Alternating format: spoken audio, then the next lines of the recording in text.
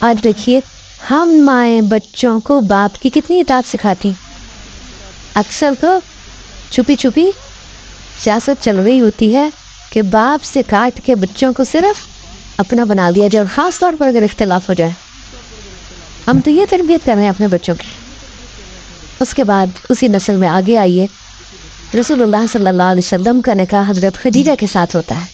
مالدار ترین خاتون، کس قدر اپنے شوہر کو پہچانتی ہے کہ جب آپ کو وہی ملتی ہے اور آپ غار حرا سے آتے ہیں کس کیفیت میں ہے، کون سہارا دیتا ہے، کون آگے بڑھ کر تھام لیتا ہے، کون حوصلہ بڑھاتا ہے. ہم عورتوں کے حوصلے اتنے کم ہیں کہ الٹا دوسروں پہ بوجھ بن جاتے ہیں. اور وہاں جب آپ صلی اللہ علیہ وسلم کانپ رہے ہیں تو کہتی کہ آپ کمبل اوڑھ لیجئے.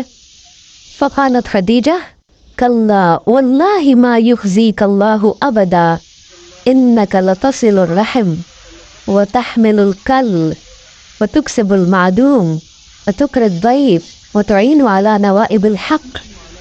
ہرگز نہیں، اللہ آپ کو کبھی رسوا نہیں کرے گا. آپ رشتہ داروں کا حق ادا کرتے ہیں، لوگوں کے بوجھ اٹھاتے ہیں، مفلس کی ضرورت پوری کرتے ہیں، مہمانوں کی مہمان نوازی کرتے ہیں، اور حق کے معاملے میں لوگوں کی مدد کرتے ہیں. تو جس شخص کے اندر یہ خوبیاں ہوں، اللہ تعالیٰ اگر اس کو آزمائے بھی تو اس آزمائش میں اس کو ذلیل و رسوا نہیں کرے گا. وہ آزمائش اس کے لیے درجات کی بلندی کا ذریعہ بنے گی. حضرت خدیجہ کی ساری زندگی میں جو بہت اہم حصہ مجھے نظر آیا اور جو میرے دل کو بہت ہی چھو گیا، وہ ان کی زندگی کا وہ حصہ ہے جسے آپ آخری حصہ کہہ سکتے ہیں، جب اہل اسلام پر مصائب کے پہاڑ ٹوٹ پڑے تھے. آپ سب جانتے ہیں کہ مکی دور کے آخری حصے میں مشرکین نے مل جل کر ایک فیصلہ کیا اور پھر ایک صحیفہ تیار کیا، یعنی ایک ڈاکیومنٹ لکھا گیا اور اس کو انہوں نے خانہ کعبہ کے اندر لٹکایا تھا.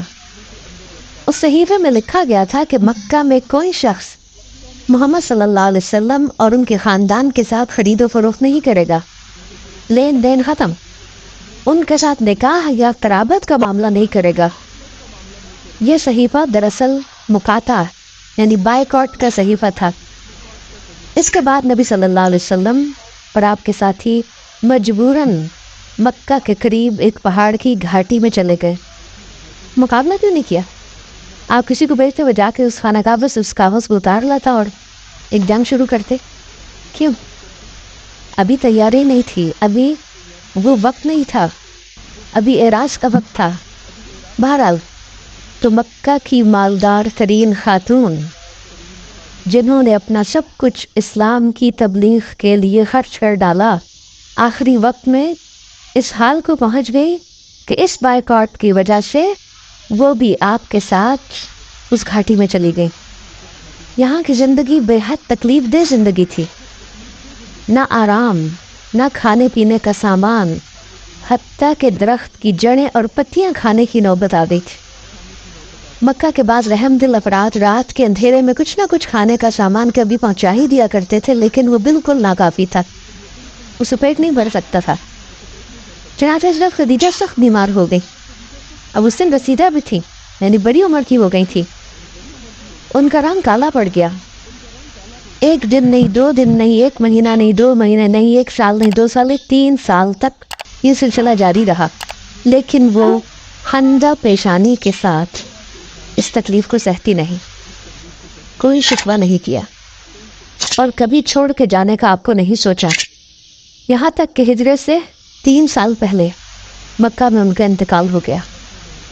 اس سال کو آپ سب جانتے ہیں کہ عام الحزن کہا جاتا ہے. تو اس سے کیا پتہ چلتا ہے؟ آپ چاہتے تو خدیجہ کو مکہ میں ہی چھوڑ جاتے، وہ مکہ میں ہی رہ لیتی. اور پھر اس کے بعد آپ دیکھیں، آج کے دور میں اگر کوئی عورت خود کماتی ہو اور شوہر نہ کماتا ہو، یا کسی عورت کا سٹیٹس شوہر کے سٹیٹس سے ماں باپ کے گھر بڑا ہو، وہ یہی مصیبت بن جاتی ہے، گھر کے فساد اور اختلاف. سارا وقت یہی احسان جتا جتا کے اپنے عمل برباد کرتے ہیں کہ میں نے اتنا خرچ کیا، میں نے یہ دیا، میں نے یہ محنت کی، میری قربانی، میں اور میں کر کرا کے ضائع کرتے ہیں کیونکہ صبر جو نہیں. حضرت خدیجہ اتنی بڑی تاجر خاتون تھی کہ جب تجارتی قافلہ جاتا تھا تو ایک طرف سارے مکہ والوں کا سامان ہوتا تھا اور ایک طرف ان کا سامان ہوتا تھا اور اس سے بڑھ کے ہوتا تھا. اتنی مالدار خاتون. آپ صلی اللہ علیہ وسلم مالی اعتبار سے اتنے ساؤنڈ نہیں تھے، لیکن ایک دن وہ خاتون کہیں کچھ بھی اپنے آپ کو ظاہر کر کے نظر نہیں آتی، بلکہ اپنا سب کچھ خرچ کر ڈالتی ہیں اسلام کی تعلیم اور تبلیغ کے کام میں.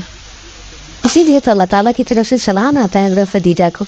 جبریل آ کے سلام دیتے ہیں اور جنت میں موتیوں کے محل کی بشارت دیتے ہیں. حضرت خدیجہ کے بعد آپ صلی اللہ علیہ وسلم